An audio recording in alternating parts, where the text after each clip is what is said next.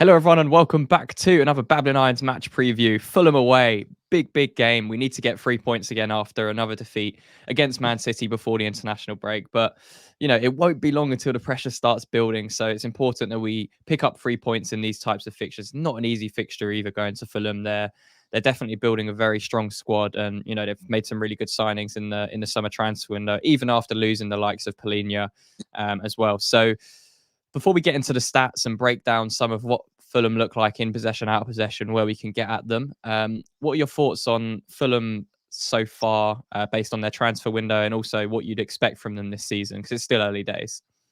Well, I think they've done some very smart moves. And I think when you look at who they've brought in, on top of what they've already had, Muniz has done a fantastic job of replacing Mitrovic up top for them. And I think, he went on that fantastic run last season and proved that I think he has all the attributes to be a top half Premier League player. And it's when you look at the sort of mix of pace and physicality that they've now started to build, whether it's with Traore, players like Iwobi as well, but also mix that in with players like Robinson, Bassi. They've got very athletic and physical players that they can utilise.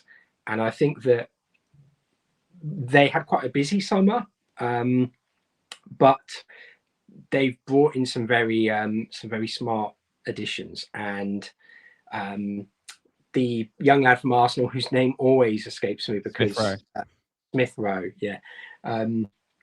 I think that he looks like a very, very good player when fit. I just hope that he stay fit for Fulham because, we do know that he does tend to pick up knocks quite easily. And it's looking like he's a player who can impact any game, regardless of the opponent. So for West Ham's sake, I hope he kind of has a quiet game. Same with Pereira, to be honest. Yeah, no, I completely agree. I really like Smith Rowe as a player. I always say it to my Arsenal mates. As you say, his injury record is what's kind of holding him back.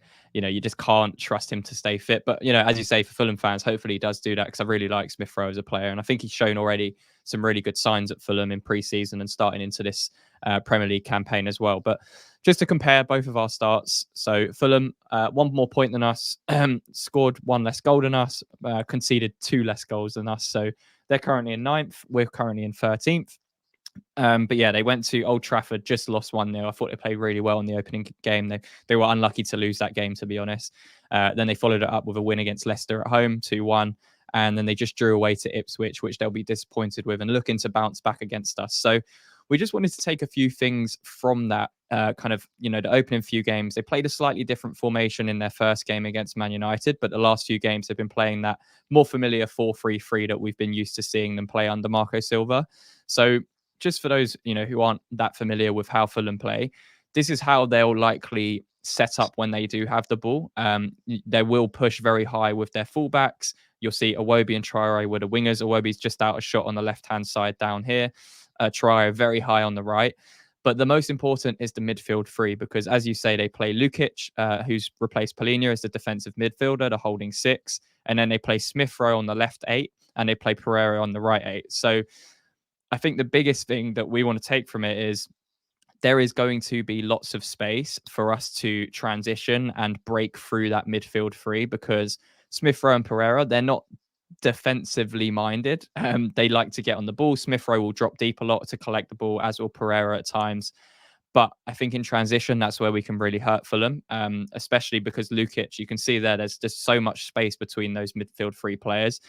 It does put a lot of load on him as that lone 6. And, we've said it before, you can't really leave someone isolated like that unless they've got the unbelievable athleticism and quality to do it. I think we got away with it quite a lot with Declan Rice when we tried to do it when he was playing as that lone 6, but it's incredibly tough to do that over 90 minutes, and I think that's where we can hurt Fulham. What do you think, Slough? Because we'll get onto what we want to do with the lineups, but is that an area you'd be looking to exploit from them defensively? Definitely, and I think as a sort of counterpoint to that, that was a where they really hurt us when we played them away, obviously last season, and got absolutely demolished. They just absolutely blitzed us in midfield, and I think that when you look at the fact that it could almost potentially be a reverse when, we had Alvarez in that midfield, and he is the anchor point normally for us, but he was I think he was sick, or he came on at half time. There was loads of people that had I think it was COVID or flu or whatever. Yeah, this sort of flu virus, and it wasn't a lasagna gate, but it wasn't far off it. But it was one of those things where we didn't quite have a full team, but also the balance in that midfield is key. And I think we saw quite a lot last season where James Ward-Prowse and if Paqueta was in the middle, or someone else like Souček would just kind of lose their positional discipline and leave Alvarez exposed. And I think that's part of why we conceded so many goals. And I think that could potentially be something that Fulham look at long term as to how they caveat that, and particularly against bigger sides. I think they did quite well against Manchester United, balancing that out. They had a lot of chances against them as well. They just couldn't quite take them. They weren't clinical. But I think when they're playing more of a sort of defensive-minded side, and we've already seen in the first few games that we tend to have quite a closed shop in that centre, and it's something that we will be targeting. Yeah, no, I completely agree. As you were saying, there's kind of a flip side. So again, if we allude back to this, you're going to see Smith Rowe try and find those spaces, and you're going to see Pereira try and find those spaces. Smith Rowe will play very close to both Robinson and Iwobi on the left to kind of connect as a free, and Pereira will do the same on the right-hand side to make those combination and overloads in wide areas or between the lines, where it's very difficult for midfielders to pick up. And, a really good point that you mentioned in that 5-0 defeat last year, that midfield three that we played was Souček, Ward-Prowse, and Paqueta. And Paqueta was kind of the furthest forward of the three. We just got killed because Souček and Ward-Prowse couldn't intercept those passes through the midfield line, and we were just getting killed by their 8s and 10s. I think it was Kearney and Pereira who played that day with Palhinha. So, yeah, we are going to have to be very attentive to it, because in possession, Fulham are playing some really, really nice football, and they've clearly got, they've been with Marco Silva long enough now to have that identity of how they want to play. And I think players like Smith Rowe are just they do come in and improve that and elevate how he wants to transition in that midfield. And I think it was again, I keep going back to Smith Rowe, but I think that's a really smart signing for Fulham. He's perfect for what they need and what he needed at his stage of the career. But I think on the flip side, yes, we're going to have to be very careful defensively. And as you say, if we're going to play, say, Alvarez and Guido in a double pivot, it does negate some of that. But we're going to also need that transition threat when there are spaces there, and when Lukic does have, pretty much the sole responsibility of holding that space by himself when Smith Rowe and Pereira are further up the pitch. So we're going to need that transitional threat in midfield, which we're going to get onto shortly. But out of possession, I think another weakness or another area to target is definitely on that left-hand side for us. If it's going to be Emerson and Somerville or Emerson and Kudus, that's where we can get at Fulham, because you can see here, 1 minute into the game against Ipswich, you could just see in the top left of your screen there, Traore's lost the Ipswich fullback. I've forgotten his name. I think we've been linked to him a few times, but yeah, he's lost his man 1 minute into the game. He does actually manage to come. Yeah, that was it. He does manage to come back and intercept it at this point, but again, you can't trust Traore to be going up and down for 90 minutes and have the concentration to do it.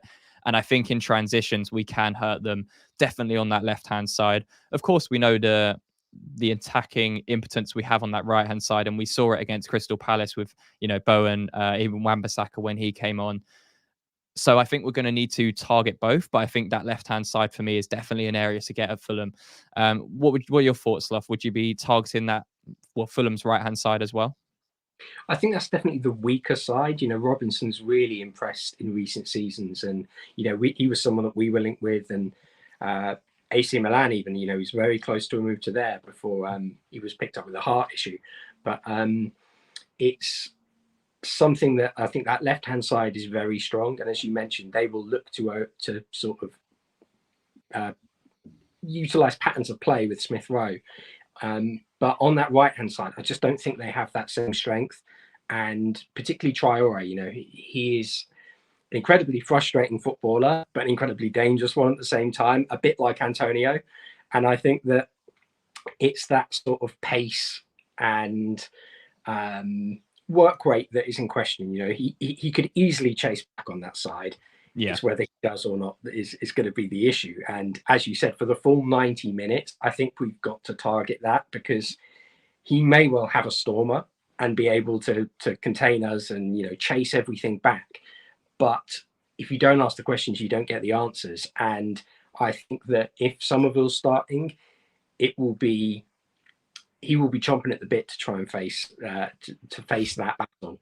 And we've already covered it in the player breakdown of him, but he is a surprisingly hardworking player, and he will be looking to close down at every opportunity. And I think that that right hand side, or Fulham's right hand side, is going to be very important in this game. Traore versus Somerville. I think there's only one winner in the strength test, but yeah, there's going to be an interesting battle over there. Yeah, I completely agree. Traore, I hate playing against him. Absolutely hate it when he's in the starting lineup for the opposition. But he could have, you know, as you say, he's just so unpredictable. It could be really, really tough to play against him one day, and then another day he's pretty ineffective. So, as you say, very Antonio-like with with the ability. And we were linked with Traore. And I think it was last summer where we were saying, you know, just sign him for the carnage that he would come off, you know, having that as an option off the bench. But, you know, he's doing well at Fulham so far this season, and it's definitely a threat over on that right hand side. But defensively, I think that's where we can get at them, because I think, yeah, as you say, Robinson's a bit more sound defensively and offensively with the balance rather than Tete. But Tete actually played very well against Man United when I watched him a few weeks ago. But anyway, looking at the Fulham press, because I was looking at kind of their possession stats so far this season. They're averaging just under 50% per game. Again, probably slightly negated by the fact they've played 2 away games, and they're going to be looking to show their impetus a little bit more at home against us. I think it will be quite balanced, to be honest. I don't expect them to dominate 60, 70%. I think it will probably be around 50-50, just in favor of one team. But when they are pressing, again, alluding to the fact that this is where we can hurt them in transition, especially if we're building out from the back, which we're trying to do a little bit more now. We sign the likes of Kilman. If Todibo comes in and starts as well, we do have better ball players from those defensive areas, and also in midfield as well. If, you know, say Ward-Prowse and Souček aren't starting, I think Alvarez and Guido Rodriguez offer a little bit more technical ability than those two in that midfield. And obviously Paqueta's moved in midfield this season as well. So when Fulham are pressing, again, just highlighting the fact that Pereira and Smith-Rowe, you can see they're pressing very high, close together. And Lukic, again, number 20 in the right-hand side of the shot there, pretty much that lone 6. And you can see the spaces that are left. Again, Fulham will set traps and try and trigger that press and go in, and Lukic will be quite aggressive and follow in. But if we can play through that press, similar to how we did against Crystal Palace, the gaps will open up 100%. And that's why I think we need to have that transition threat in the midfield, because against Crystal Palace, we saw Kudus drifting quite a lot from the left-hand side. And most of the success that we had and Kudus had actually came from central areas when he was driving with the ball. I think he took the ball past Wharton, 5 or 6 times in that game. And, you know, Wharton had a decent game on the ball, but defensively, he was not able to keep up with it. And I feel like if we can bypass that Fulham press, as we say, with Smith-Rowe and Pereira, not always going to be defensively disciplined, definitely more attack-minded players. If we can bypass that press and get Kudus in between that kind of midfield area and defensive line, that's where we hurt him on transition. So again, that kind of leads me into the question, Sloth, of how we set up, because it's going to be difficult to kind of get through this. It's not going to be an easy game. There's definitely areas to hurt Fulham, but they're also a very good team. You know, you can see here just how they play. Again, it kind of comes back to that very close proximity. This was against, I think, Leicester in their first home game of the season. You can see on the left-hand side, Robinson, Smith-Rowe, and Iwobi, very, very close proximity with the triangle there. And you can see on the right-hand side, Tete, Traore, and Pereira, also very close vicinity on the right-hand side. And Lukic is that middle focal point as the 6. So how do we attack it? Let's start with the midfield, because we're going to get onto what our expected lineups are shortly, but we discussed it on a recent video yesterday about the attack. But in terms of the midfield, how would you line up that midfield 3? Because there are a few options we can go with, and, you know, it depends how risks versus reward we want to be with this. I think I'd probably go with a double pivot of Guido and Alvarez. They're players who know each other very well, and it's a technically strong pairing as well. as much as I like Souček, I think that if you brought him in, he is a player that generally opposition can target. And, they might not get much reward for 85 minutes, but you can guarantee that there's generally at least an issue or a mistake there, or something that they can break from, a miscontrol, something like that. So I think having that technically sound sort of double pivot will be a very safe decision. But then if you have Paqueta in front of them, that can sort of balance it out. Personally, I would be looking to put him not quite in that sort of central attacking midfield role, but more in the sort of 8 spot, and let him find passes, let him find the pace that we have in the attack. And I think personally that's how we'll get the most reward from against that Fulham midfield. Interesting. I'm leaning towards the same. I would also like to see, as I said, that kind of transitional threat in midfield. I would maybe go with. It's hard to say Alvarez or Guido deserve to be dropped. I think both of those deserve to play and start. And then obviously Paqueta is going to be playing, even though he just played in Brazil as well. But I would like to see that midfield three of Paqueta, Kudus, and Alvarez, or Paqueta, Kudus, and Guido, just to see what it's like, and play Paqueta slightly deeper. I know it's a little bit more risky because, as we mentioned with Fulham, they can hurt you between the lines, and if we're not playing that double pivot, it could be a slightly more open game than we think. But we also have the better transition threat in midfield. I'm perhaps going with a controversial move to be putting either Kudus or Bowen up top. So I think that when you have that pace in front of someone like Paqueta, it just gives them the outlet. It gives you more of a constant threat, as opposed to, say, Antonio coming in, and we've seen how he's performed this season. I think if you give I would much rather a chance fall to Kudus or Bowen at this point in the season than Antonio. Yeah, I think I would agree. That is the main point that's leading me to a Guido, Alvarez, and Paqueta midfield, like we can see on the screen here, because we said as Fulcrook's going to be injured for this game, unlikely to feature. Antonio hasn't been playing well. I want us to change that, and I want to not have Kudus on the left-hand side, and I want Somerville to start. So again, we spoke about it off air yesterday. This is probably the best way to incorporate it, with either Kudus striker or Bowen as that striker, and then Kudus or Bowen on the right-hand side, and then you've got Somerville on that left-hand side starting from minute 1. And I think this is quite a nice balance. The only one we're looking at there is Mavropanos or Todibo. I think everything else is pretty much set in stone from a defensive perspective. There may be a few changes offensively, but do you expect Mavropanos to start over Todibo?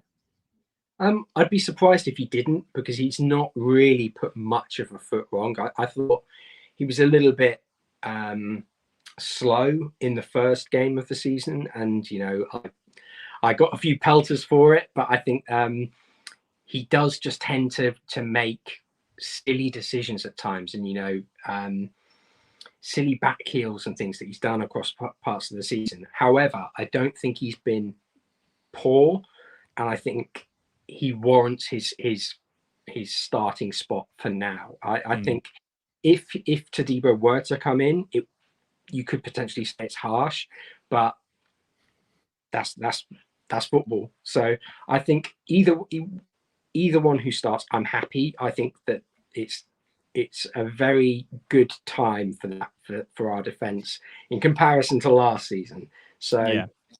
I just think that Mavropanos has a little bit more pace.